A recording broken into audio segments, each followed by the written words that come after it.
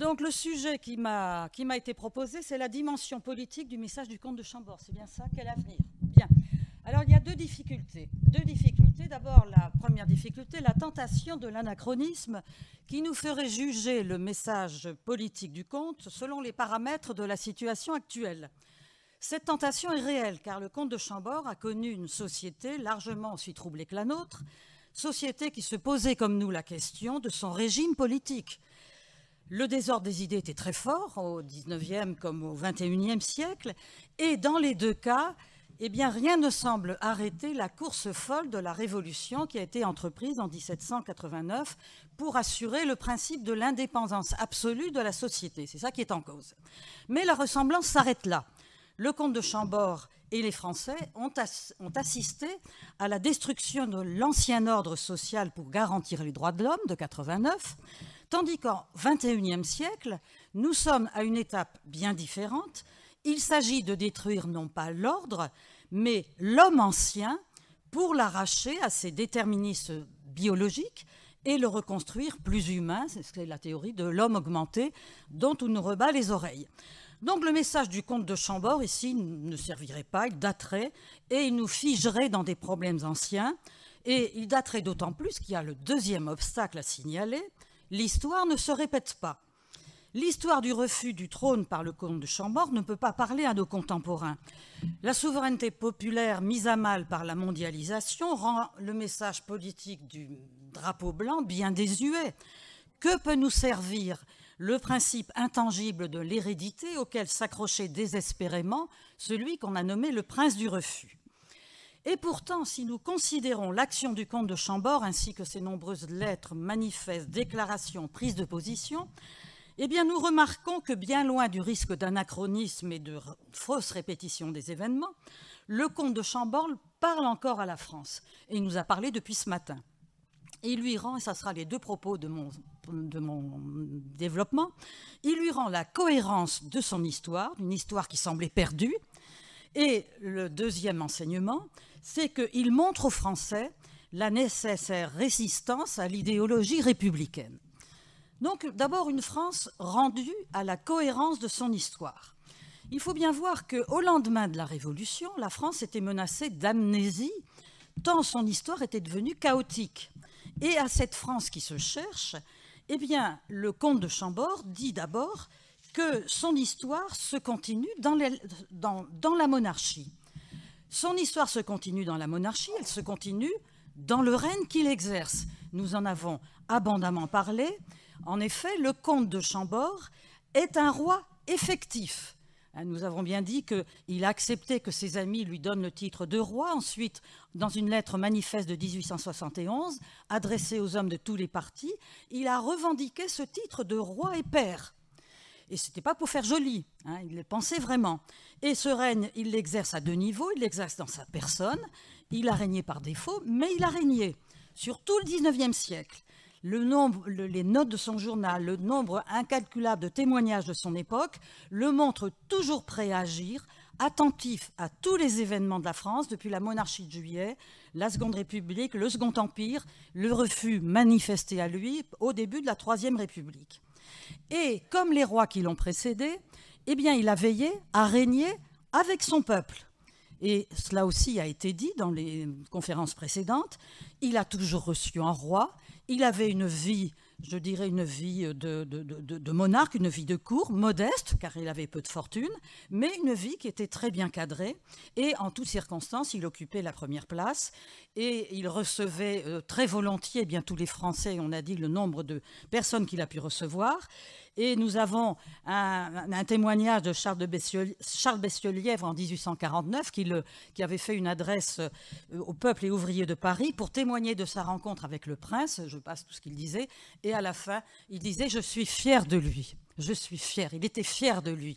Et c'est ça qu'on doit trouver chez un roi. Et ça m'a fait penser eh bien, chez mon marchand de poissons, le vendeur du marchand de poissons, à propos d'un président de la République et de cette turpitude qui me disait « J'ai honte, vous savez, madame, j'ai honte ». Et ils ne s'en rendaient pas compte. Eh bien, ils ne se rendent pas compte à quel point ils doivent donner la fierté eh bien, à leurs ouailles.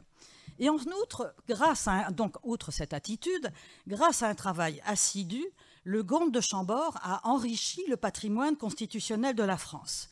Cela a été bien souligné, et Daniel de Montplaisir dit que nul monarque n'a laissé un tel héritage doctrinal. Il a été en particulier influencé par Monseigneur Pie et les grands penseurs traditionnels, et nous avons spécialement Blanc de Saint-Bonnet et tous ces penseurs l'ont aidé à élaborer un programme politique, et il voulait relancer les réformes qui avaient été amorcées du temps de Louis XVI. Bon, nous ne revenons pas sur ces questions-là. Et puis, outre ce programme doctrinal, il a posé des actes que les journalistes diraient des actes forts, dignes d'un roi. D'ailleurs, il ne récusait le titre de prétendant. Il est roi, même non sacré. Et nous attendons d'ailleurs une belle thèse sur la question, le rôle juridique du sacre dans la geste des rois de France. Donc il est roi car il incarne le principe monarchique et de légitimité. Par exemple, au lendemain du désastre de Sedan, il écrit à son cousin, l'empereur Guillaume, pour lui demander d'épargner la France. Cela a été dit ce matin. Dans le même temps, il fait une proclamation aux Français pour leur demander, après tant d'expériences infructueuses, de fonder avec lui un gouvernement vraiment national. Donc, il ne cherche pas à faire un coup de force. Donc, on peut résumer ici. Donc, il fait partie de notre histoire. Et nous devons nous réapproprier cette histoire. Et c'est pour cela que cette journée est très importante pour rendre leur équilibre aux Français. Nous sommes à une époque où on est en plein déséquilibre, surtout avec le coronavirus en plus. Les Français ne connaissent plus que l'histoire de la République, et c'est de pire en pire. Donc l'œuvre des contre-révolutionnaires, je ne vais pas m'étendre dessus, mais doit être connue, doit être méditée. Nous avons des Guy Auger, des Stéphane Rial, des Jean de Vigry, Xavier Martin, Claude Paulin, Claude Rousseau, Brancourt, enfin, etc. La royauté n'est pas une nostalgie, ce n'est pas une mondanité pour avoir des adresses, etc. et faire des ronds de jambes. Et Guy Auger avait une belle expression, c'est une quête incessante. Une quête incessante. Donc c'est un geste de mendiant. Il parlait du sang éternellement neuf de la royauté. Et cette histoire que nous devons nous réapproprier a continué après le comte de Chambord. Elle ne s'est pas arrêtée à la mort du comte de Chambord le 24 août 83. Pourtant, l'histoire a failli tourner court. Il a failli tourner court car certains pensaient que le comte de Chambord avait mis un terme au règne moral qu'il exerçait. À partir de lui, et certains disaient cela, à partir de lui, l'histoire de France ne peut plus être que républicaine, ne peut plus être que révolutionnaire. Et puis d'autres disaient qu'il y avait la fusion, le comte avait reconnu comme héritier le comte de Chambord, les légitimistes, les orléanistes, tout cela, ça faisait une seule famille.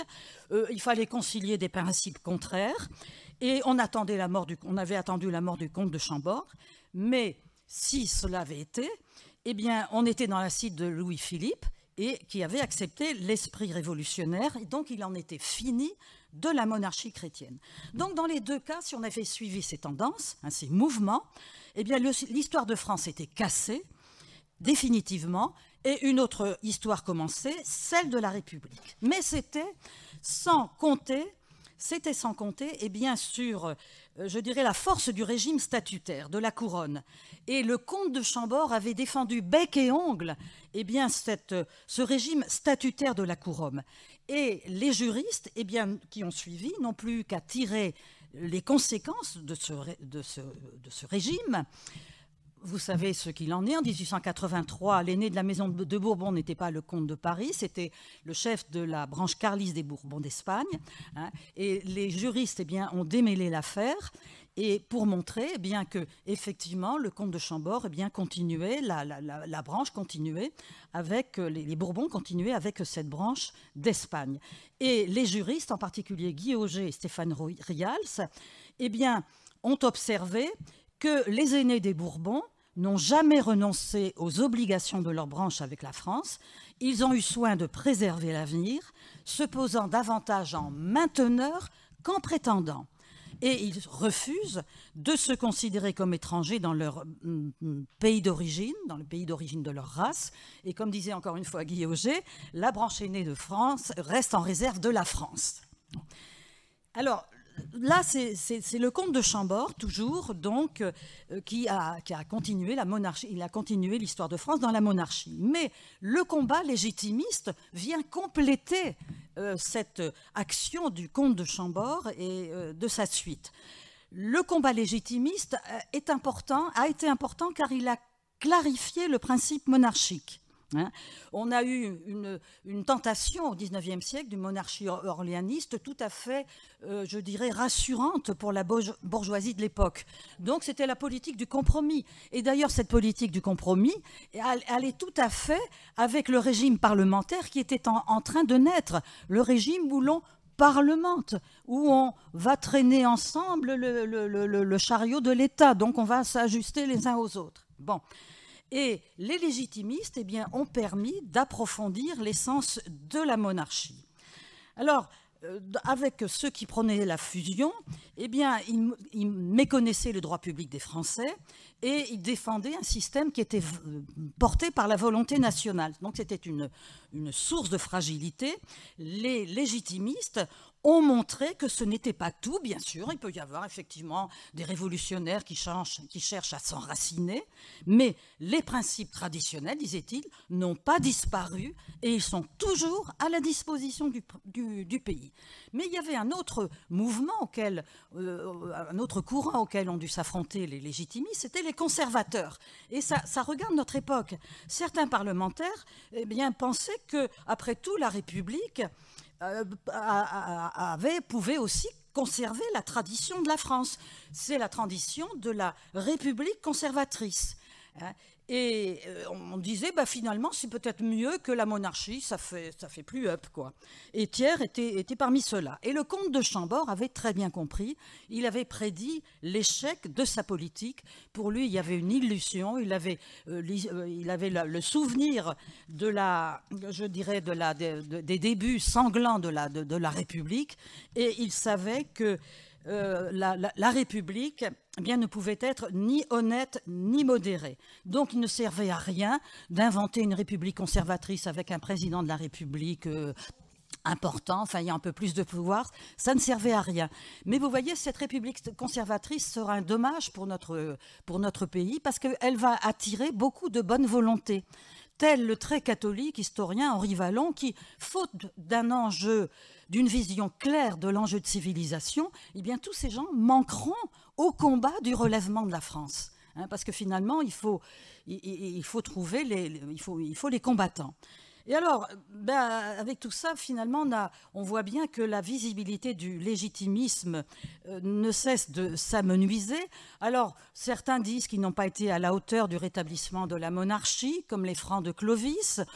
Moi, je dirais que, je ne sais pas, à notre place, c'est peut-être difficile de les juger.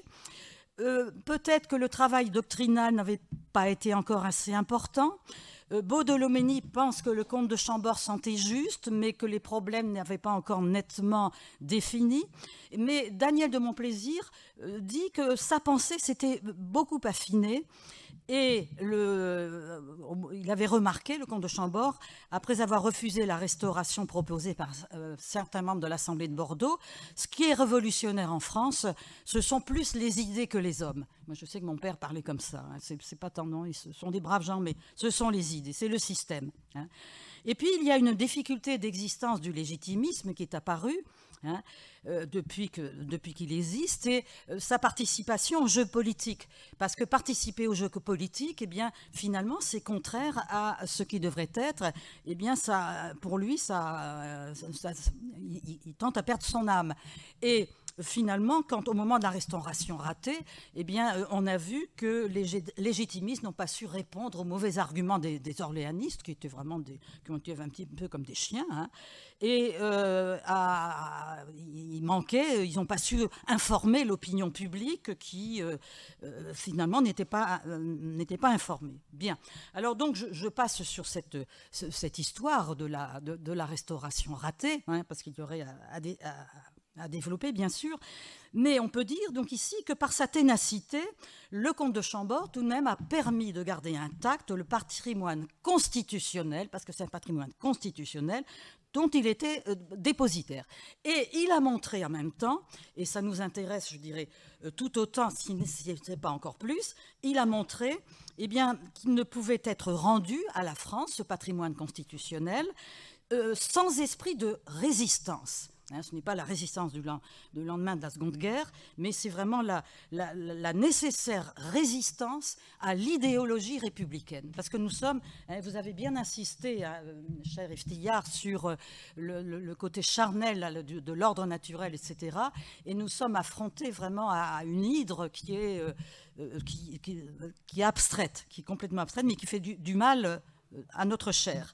Alors, d'abord, pour résister, le comte de Chambord a très bien fait. Il a d'abord désigné le mal de la France.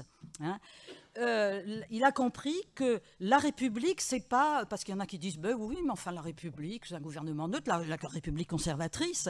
Eh bien que ce n'était pas un gouvernement neutre. Elle est le gouvernement de la Révolution. Et ça, il l'a compris. Et la Révolution, qu'est-ce que c'est? C'est la révolte. Monseigneur de Ségur, d'ailleurs, développera très bien ce thème. Il a compris que le principe de la révolte est au cœur de l'idéologie républicaine.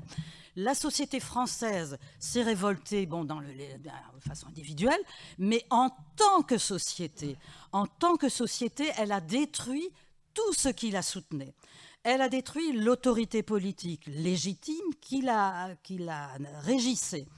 Et le comte de Chambord a compris effectivement que la souveraineté du peuple était effectivement une très grosse erreur, un faux dogme d'origine révolutionnaire, la souveraineté du nombre, ce qui donnait licence au peuple au moyen d'une majorité factice, et on l'a maintenant pour changer ses modes d'existence et maintenant faire toutes les turpitudes dont on n'ose même pas parler.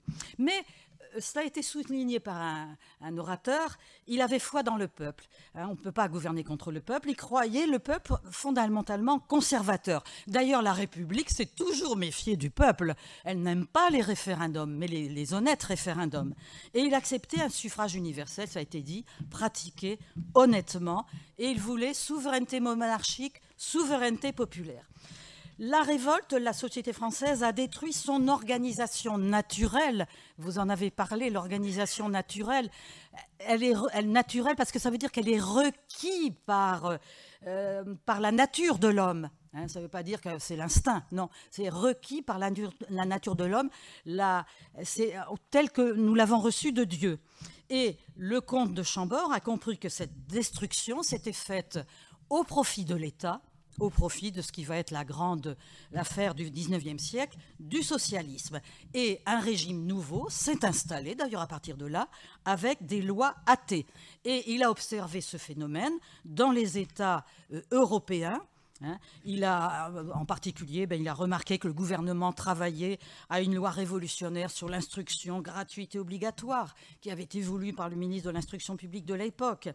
Il s'est plaint, il a écrit pour plaider pour la France au roi de Prusse en 70 et il a affirmé sa volonté de clore l'ère des révolutions. Et à propos de l'action de Gambetta, c'est là qu'on voit bien qu'il avait compris ce qu'était une idéologie. À propos de Gambetta, il écrivait « Ce n'est plus la France, mais la République que ces hommes veulent sauver. » On ne peut pas mieux dire. C'est vraiment une idéologie. Et il disait, très justement, après, en 72, « Je ne veux pas être le roi légitime de la Révolution. » Et la société française, après avoir détruit l'autorité politique, l'organisation naturelle, a détruit l'Église comme autorité et société religieuse. Et nous avons eu un très beau développement des idées religieuses du comte de Chambord, parce que là, nous avons vraiment toute une leçon. Le monde moderne ne réussit pas à établir une véritable autorité. Le comte de Chambord a très bien vu là où le bas blesse, là où il n'y a pas de vraie religion, il n'y a pas de vraie autorité. Et aux musulmans, quel est ton Dieu ? Et pour nous dire, quel est mon Dieu? C'est ça. Et donc, on peut faire le séparatisme comme ça. Quel est ton Dieu? Et puis, on leur explique notre Dieu, et puis ils y viendront. Et il dira, d'ailleurs, il y dira à la mort de Louis Veuillot, en 83, il disait que cet esprit élevé avait été saisi de la vérité politique comme il avait été saisi de la vérité religieuse. Et ça, c'est tout à fait dans les gènes de la France, hein, cette recherche de la vérité. Dans le prologue de la loi salique, hein, il y a bien que les Francs avaient trouvé les clés de la science. Hein, nous avons un goût éperdu de la vérité. C'est pour ça, quand on a la laïcité en France, c'est la laïcité c'est la vérité pour eux. Hein, voyez, c'est à l'envers, quoi.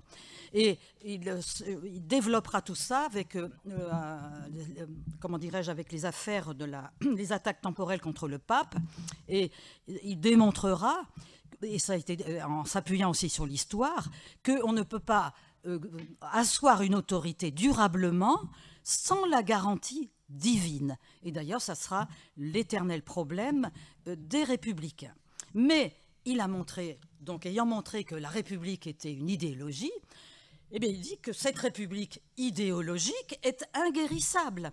Elle est inguérissable, elle ne sait pas, en effet, restaurer l'ordre social.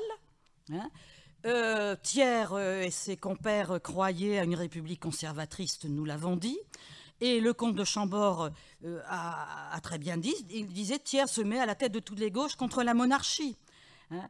Et la déroute actuelle des partis de droite témoigne de la pertinence de cette analyse, de son analyse. Je vais un petit peu vite, je ne sais pas très bien où j'en suis, mais je ne veux pas abuser surtout de votre patience. Hein. C'est vous qui le dites, hein. Vous êtes bien bon. Oh, oui. Oui. Et alors, oui. Alors, la déroute, la droite actuelle, elle n'a toujours rien compris, il n'y a rien à faire. Depuis le début de la Ve République, la Ve République voulait, en son début, restaurer l'ordre social en donnant un pouvoir effectif au président de la République. Hein, c'est la grande affaire du général de Gaulle. Et on remarque que leur conservatisme n'a jamais pu s'opposer efficacement à la révolution triomphante. Hein, regardez, depuis le début de la Ve République, l'abandon de l'Algérie, notre empire colonial, la contraception, l'avortement, le divorce par consentement mutuel. Là, hein, et comme je disais, une fois, on avait eu une réunion, excusez-moi de faire une parenthèse, avec des responsables de cette association bien pensante, avec Madame, pas de Gaulle, mais Chirac. Avec Madame Chirac. Pour sensibiliser son mari au problème de la famille. Il fallait que j'aille représenter les juristes catholiques. Qui ai peur de parler. Alors Mme Chirac, si ça continue, nous aurons un président homosexuel. C'est comme ça que ça a commencé son truc. Oh, madame, vous n'y pensez pas, etc. Nanana, etc. Et non, mais c'est vrai, oui. Bon. Et alors, au bout d'un moment, donc, on a commencé à parler, crèche, nana, la drogue. Oui, mais comprenez, on ne peut pas courir. Hein. À un moment, je lève le doigt. J'ai appris après qu'il y avait des petits jeunes qui avaient prié pour éclairer ma pauvre tête. Et madame, alors comme elle est toujours comme à la télé avec son sac devant, là, et puis les cheveux à l'embusqué, je dis oui, mais madame, excusez-moi, mais c'est la droite qui jusqu'à présent a fait toutes les mesures contre la famille, la contraception, l'avortement, le divorce. Alors, quand même, je voulais avoir pitié. Je dis, notez qu'à la place de votre mari, je ne sais pas ce que j'aurais fait. Il a dû avoir des pressions terribles. Alors, on m'a dit qu'il n'avait pas eu tant de pression que ça. Hein. Bon, mais je dis, on a une tâche dans notre main, c'est comme dans Shakespeare, dans Macbeth, hein. On n'arrive pas à l'effacer, notre tâche. Et on a amassé des charbons sur notre tête. Et on n'a pu parler de rien d'autre. Et puis on a continué les couches culottes, les pampers. Et puis voilà, c'était fini. Ouais. C'est terrible, hein, c'est terrible. Et c'était des gens très, très bien qui étaient là, très bien. Mais on m'a dit, j'avais dit ce qu'il fallait, donc ça suffisait. Donc, on ne sait pas, la République ne sait pas restaurer l'ordre social. Et en plus, elle dresse l'État contre le peuple. Le comte de Chambord, après les Vendéens, avait vu que l'État républicain s'était dressé contre le peuple. Et Jean de Vigry, d'ailleurs, l'a bien écrit dans Les Deux Patries. Hein. Si on veut que l'État cesse d'être contre le peuple. Il ne suffit pas de changer la Constitution, etc., les institutions, les lois, ni même avoir des gens honnêtes. Il faut instaurer un État dont l'idéologie soit absente. Il faut que puisse naître du corps social une nouvelle association politique. Et le comte de Chambord était pénétré d'un tel changement. Il dit vouloir donner des garanties nécessaires, c'est à Berryer, des garanties nécessaires aux grandes libertés publiques par des institutions conformes aux vœux de la nation. Ce n'est pas un républicain qui dit ça. Par des institutions conformes aux vœux de la nation. Il dit au peuple français, Dieu aidant, nous fonderons ensemble un gouvernement conforme aux besoins réels du pays, etc. Bon, je passe. Donc, nos régimes républicains, il dit, nous avons une grande œuvre à accomplir. Il dit au peuple, nous avons une grande œuvre à accomplir. Vous voyez, le roi travaille avec le peuple. Nos régimes républicains n'ont pas voulu de cette alliance. Le roi, pour eux, est un instrument d'oppression. Ils se sont toujours méfiés de l'exécutif. Et comme en 1875, on est dans la perspective d'une restauration monarchique, on a fait un président puissant, mais ce président, finalement, a été inefficace pour la 3e et la 4e République.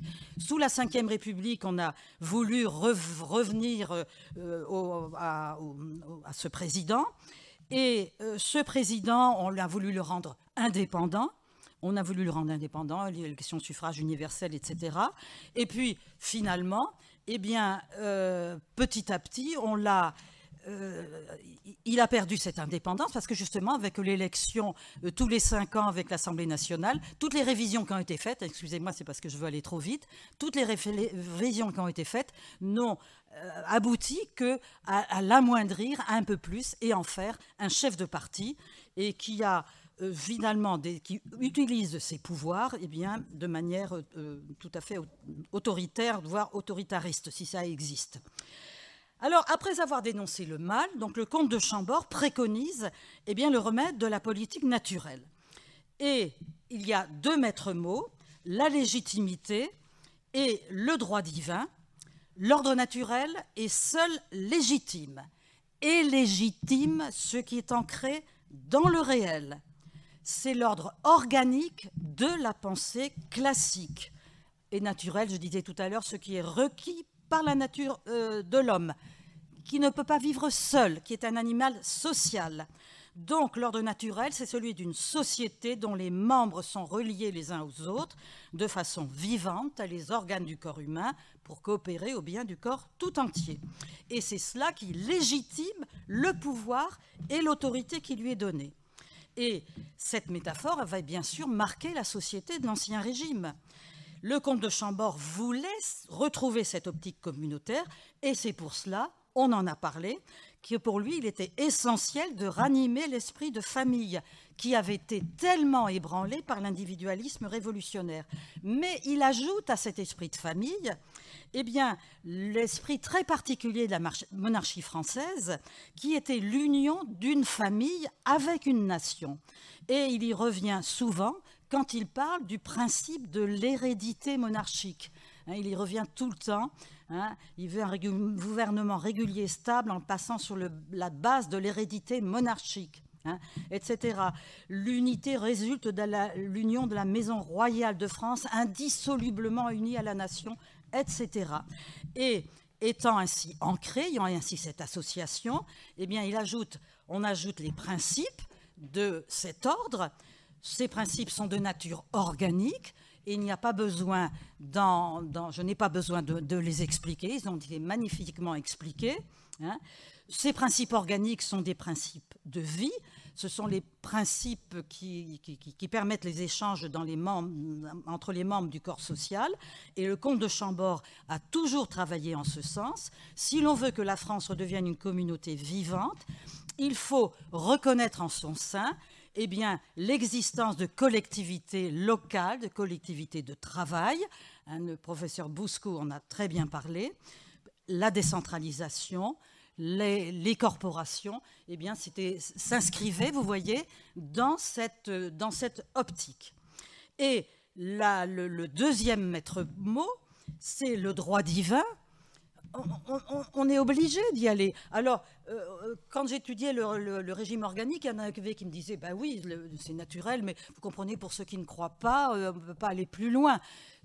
Bien sûr, tout le monde est d'accord avec ça. On n'a pas besoin de lire l'Évangile et d'aller à la messe pour comprendre tout ça. Et c'est ce que l'Église nous a toujours fait vivre. Mais la garantie du droit divin est vraiment la garantie de la véritable autorité, et de l'autorité qui n'est pas un autoritarisme. Dans la pensée classique, l'ordre naturel existe pour le bien de la société. Cet ordre est soumis à la loi morale qui oblige les individus. Les individus doivent agir bien individuellement et dans les corps sociaux. Et la loi morale est d'origine divine. Conséquence, Dieu est garant de l'ordre naturel qu'il a créé. Et sa référence est une garantie pour une véritable société organique. Et le comte de Chambord était tout à fait pénétré de ces principes. Il disait « l'Évangile est le code des gouvernements ». Le code du gouvernement tout aussi bien que des individus. Et c'est là-dessus qu'il s'appuyait pour dire qu'il avait des devoirs envers la nation.